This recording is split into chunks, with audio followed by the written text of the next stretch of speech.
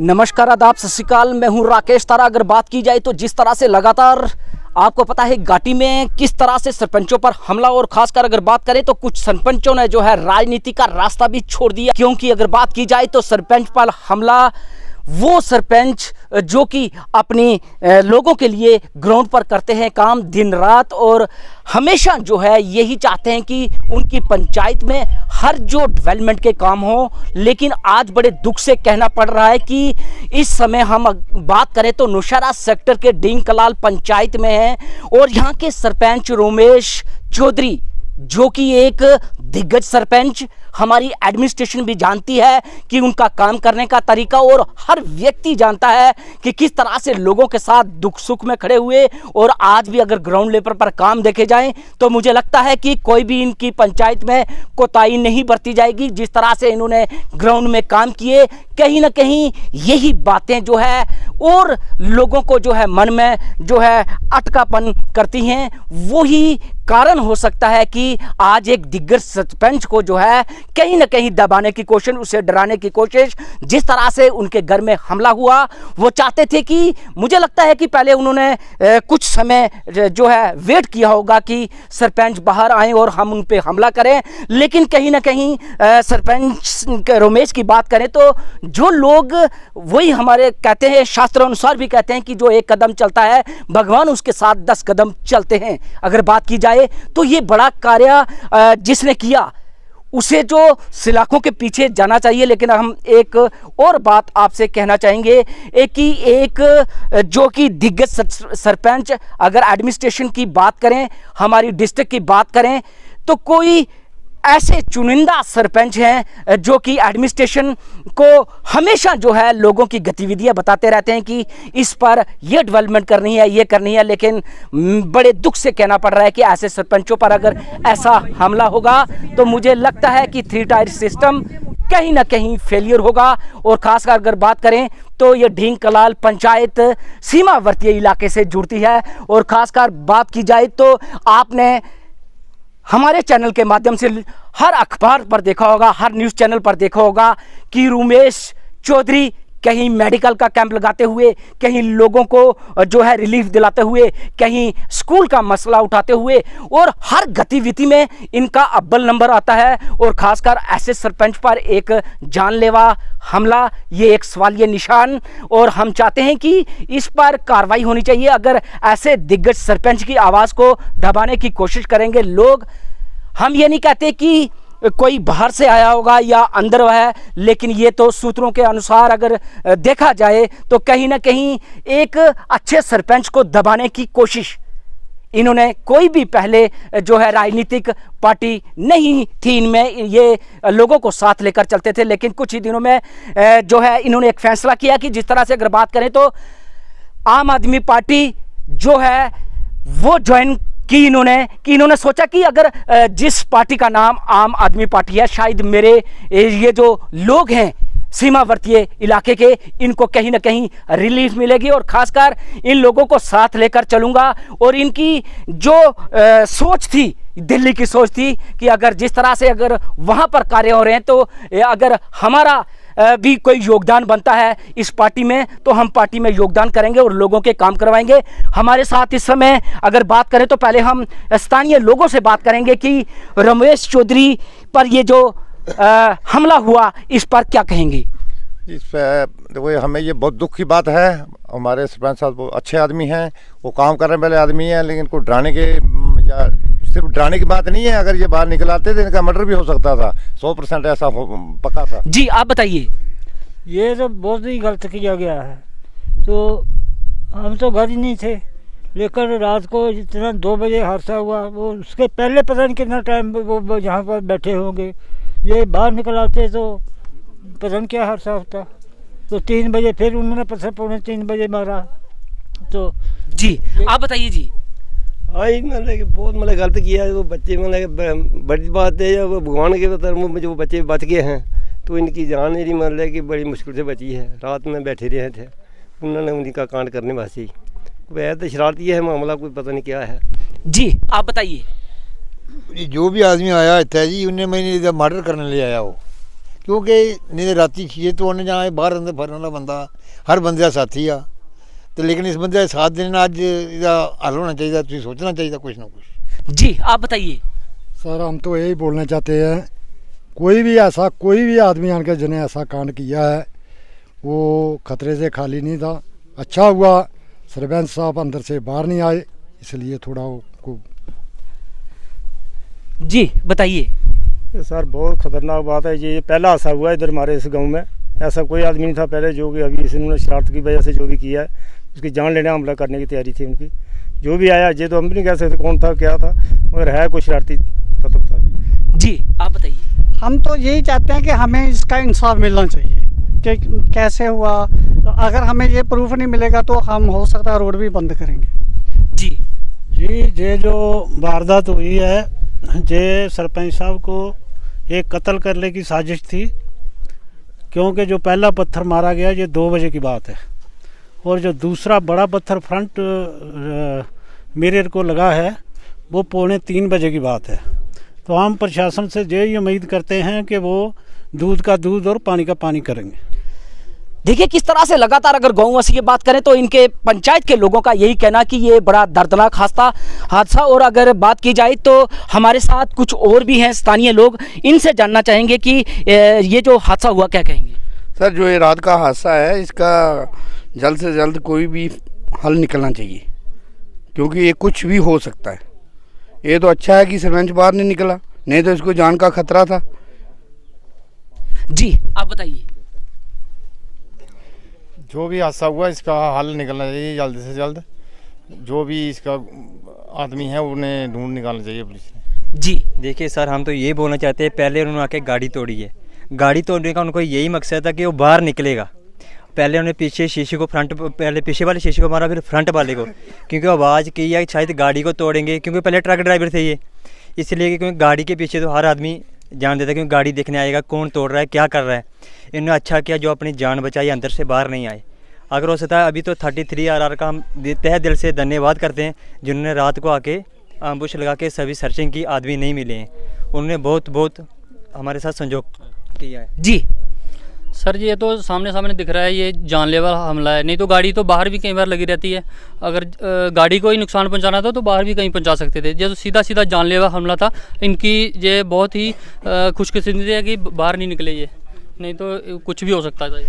देखिए किस तरह से हर व्यक्ति की यही आवाज़ की कहीं ना कहीं ये जानलेवा भी हो सकता था हमला, लेकिन सरपंच रोमेश चौधरी ने अपनी गाड़ी की परवाह ना करते हुए जो कि सहन शक्ति रखी और एडमिनिस्ट्रेशन से भी इन्होंने फ़ोन पे बात की और आर्मी का बड़ा सहयोग मिला 33 RR का। और ख़ासकर अगर बात करें तो ये पल्लू जो है, अगर सहन शक्ति रोमेश चौधरी नहीं रखते तो मुझे लगता है कि कहीं ना यह हादसा बड़ा होता, लेकिन उन लोगों की मंशा पर पानी फिर गया। कहीं ना कहीं अगर बात करें तो रोमेश चौधरी जिस तरह से उन्होंने देखा कि गाड़ी पर पथराव हो रहा है, उन्होंने वो बिल्कुल सहन शक्ति से काम लिया और इस वारदात जो करने आए थे लोग उस पर कहीं ना कहीं रोक लगी। और हमारी पुलिस की बात करें तो कहीं ना कहीं जो है जिस तरह से उनको रिपोर्ट दी गई, देखते हैं रोमेश चौधरी सरपंच ने उनसे जब अपील की उनका क्या कहना था। और लोगों का कहना है कि जिस तरह से आर्मी का सहयोग रहा ये बड़ा ही सराहनीय कदम था। वो तुरंत आकर यहाँ पर अम्बुश लगाए और जो भी गतिविधि करना चाहते थे उन पर जो है कहीं ना कहीं रोक लगी। आइए हमारे साथ सरपंच जो कि अगर बात करें रोमेश चौधरी, ये सोशल एक्टिविस्ट भी हैं और बात की जाए तो हम नहीं कहते, पूरा डिस्ट्रिक्ट कहता है कि सरपंच हो तो रोमेश चौधरी जैसा, क्योंकि बिना किसी लालच के हर व्यक्ति के साथ शाना बशाना खड़े रहते हैं। जी रोमेश जी। देखिए राकेश जी, ये रात को 2 बजे किसी ने मेरी गाड़ी में पत्थर मारा और हमें डराने की कोशिश की बहुत ज़्यादा। तो लेकिन मैं सोया हुआ था, मुझे नहीं पता था कि ये क्या हुआ क्या नहीं हुआ। हमने सोचा कोई जंगली जानवर है तो कोई बाहर किसी चीज़ की आवाज़ आई होगी। तो मेरी मिसेज ने उठाकर देखा कि ये घड़ी में 2 बजे थे उस टाइम। दोबारा वो लोग, उन लोगों की मंशा थी कि पत्थर मारने की एक ही मंशा थी कि ये लोग बाहर आएंगे तो हम इनका मर्डर कर देंगे। लेकिन हमारा खुशकिस्मती ये थी कि हम नहीं उठे तो दोबारा 2:45 बजे फिर एक बड़ा पत्थर कंक्रीट का जो हम दसल्लू कहते हैं वो बनाया होता है, वो उठा के तो मेरी गाड़ी में दोबारा मार दिया गया। मैंने सोचा कि मेरी गाड़ी में ग्रेनेड हमला हो गया, जब मेरे घर में ग्रेनेड हमला हो गया तो इतनी ज़्यादा आवाज़ थी, रात का टाइम है, आपको पता है आवाज़ भी बहुत होती है, 2:45 बजे का टाइम था।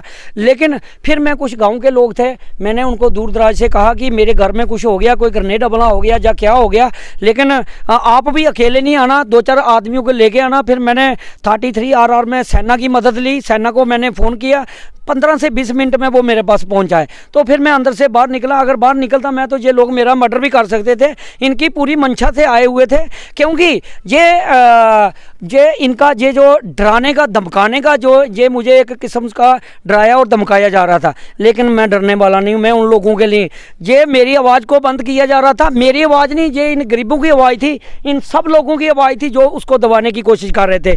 क्योंकि आपको पता है स्कूल, बिजली का, पानी का, रोड का, जितने भी जो मुद्दे होते हैं मैं हाईलाइट करता हूँ, चाहे वो विडो पेंशन की बात हो, चाहे हैंडीकैप पेंशन की बात हो, चाहे वो बुजुर्गों की पेंशन की बात हो, जो भी चीज़ें हो मैं उसको हाईलाइट करता हूँ। वो पूरी डिस्ट्रिक्ट में लोग क्या जम्मू कश्मीर में जानते हैं। लेकिन मेरा एक ही बात है कि अगर गरीब है तो उसका राशन घर में पहुंचना चाहिए। अगर जिसका जो हक है, आंगनबाड़ियों का राशन आता है, वो उस गरीब तक, घर तक पहुंचना चाहिए, उस बच्चे तक पहुंचना चाहिए जो डिजर्व करता है। ये राजनीतिक पार्टियों को, इन लोगों को हजम नहीं हुई।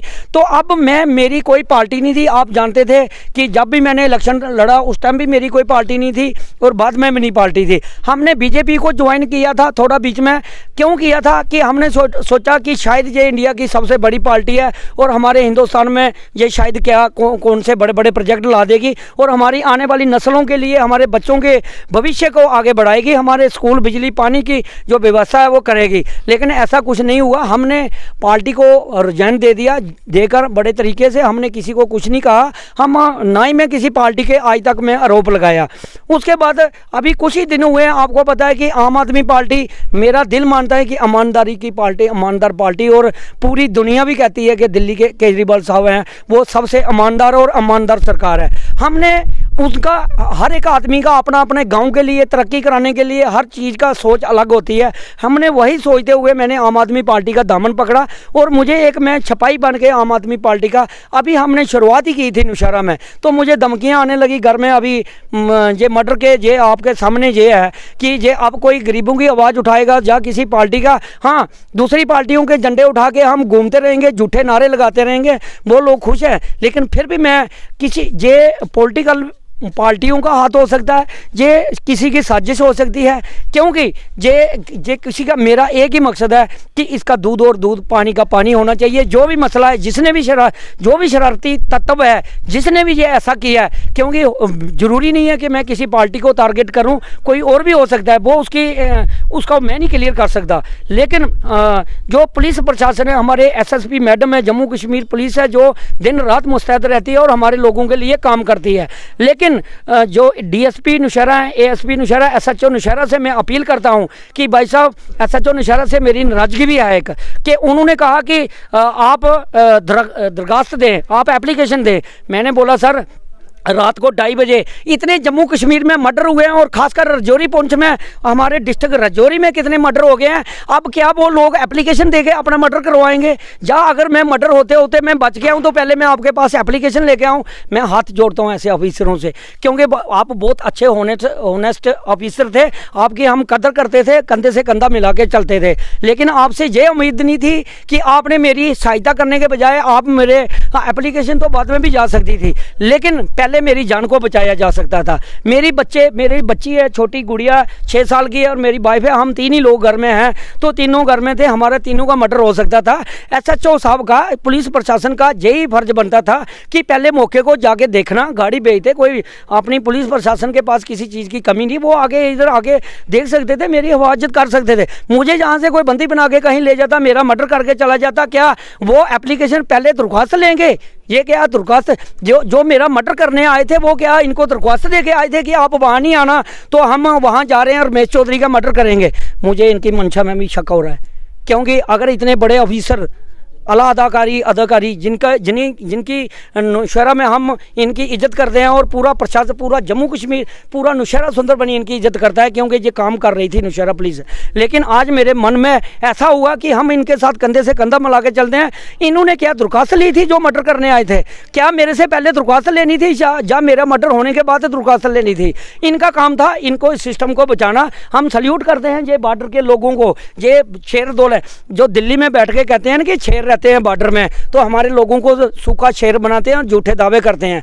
ये सच्चे शेर हैं और बॉर्डर के लोग हैं। और इंडियन आर्मी का मैं सल्यूट करता हूँ। सबसे बड़ी इंडियन आर्मी है जो हमारा कंधे से कंधा के मिला के साथ देती है, और अभी साथ दिया भी। सबसे पहले मैं आपके माध्यम से ये कहना चाहता हूँ कि अगर जल्द से जल्द 10-15 दिन के अंदर अंदर ये पता नहीं चला, जिस आदमी का जो अपनी एक कमेटी बनाए, SIT कमेटी जो बनाए, उसके माध्यम से जो भी है दूध का दूध और पानी का पानी होना चाहिए। अगर ये पता नहीं चला, आज एक सरपंच जाएगा, कल हजारों सरपंच जाएंगे, और बॉर्डर के लोग भी ये नहीं रहेंगे कोई भी इधर, क्योंकि अगर मैं सेफ नहीं हूँ तो ये लोग, गरीब लोग कहाँ सेफ है अगर मेरे जैसे लोगों के ऊपर हमला हो सकता है। मेरी एक ही पुलिस प्रशासन के आगे गुजारिश है कि इनके ऊपर जितनी भी है जल्द से जल्द कार्रवाई होनी चाहिए। पूरी जो तहकीकात है वो तरीके से होनी चाहिए। हमारे रोमेश चौधरी ने की बात की। मैंने जब एडमिनिस्ट्रेशन आला ऑफिसर से बात की, उन्होंने कहा कि पहले एप्लीकेशन सबमिट करवाएं, उसके बाद